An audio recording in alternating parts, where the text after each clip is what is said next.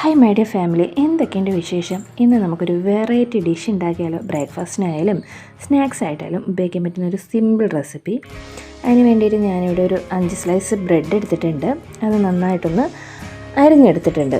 പിന്നെ ഈ കട്ട് ചെയ്യണയൊക്കെ നിങ്ങളുടെ ഇഷ്ടാനുസരണം എങ്ങനെയാണെന്ന് വെച്ചാൽ നിങ്ങൾ കട്ട് ചെയ്യാൻ കേട്ടോ. ശേഷം ഞാനൊരു പാത്രത്തിൽ എണ്ണ ചൂടാകാനായിട്ട് വെച്ചിട്ടുണ്ട്. അതിലേക്കൊരു മീഡിയം സൈസ് സവാള ചെറുതായിട്ട് അരിഞ്ഞ് ചേർക്കുന്നുണ്ട് കേട്ടോ. അത് നന്നായിട്ടൊന്ന് വഴറ്റിയെടുക്കണം. ഇടയ്ക്ക് കുറച്ച് ഉപ്പും കൂടി ഇട്ട് വേണം വഴറ്റിയെടുക്കാനായിട്ട്.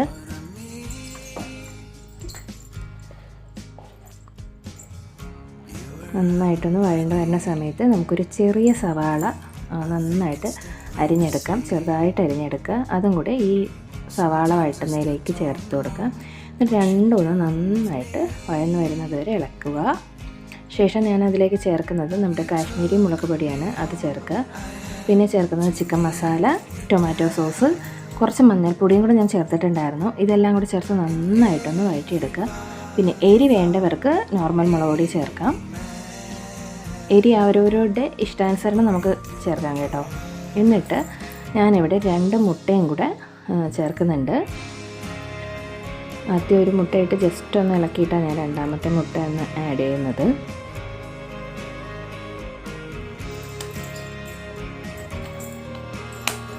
അതും കൂടെ ചേർത്ത് നന്നായിട്ടൊന്ന് ഇളക്കി യോജിപ്പിച്ചെടുക്കുന്നുണ്ട്.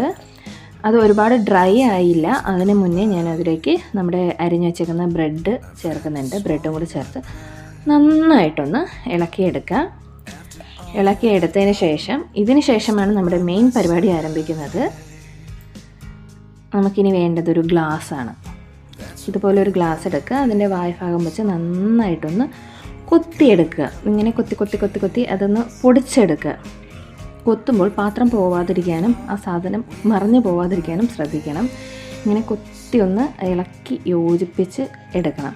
നമ്മുടെ കൊത്തു പൊറോട്ടയൊക്കെ കഴിച്ചിട്ടുണ്ടാവില്ലേ, അതിനെക്കാട്ടിയും ടേസ്റ്റാണ്. അത് മാത്രമല്ല, നമ്മുടെ ബ്രെഡ് നോർമലായിട്ട് കഴിക്കുന്നതിനെക്കാട്ടിയും ഇങ്ങനെ ഒന്ന് ചെയ്തു നോക്കുക. നമ്മുടെ വീട്ടിലുള്ള കൊച്ചു ഇൻഗ്രീഡിയൻസ് മാത്രമേ ഉള്ളൂ. എല്ലാവരും ഒന്ന് ട്രൈ ചെയ്ത് നോക്കുക. എല്ലാവർക്കും ഏറെ ഇഷ്ടമാവും. അത്രയ്ക്ക് ടേസ്റ്റിയാണ്. എല്ലാവരും ഒന്ന് ട്രൈ ചെയ്ത് നോക്കുക. Thank you.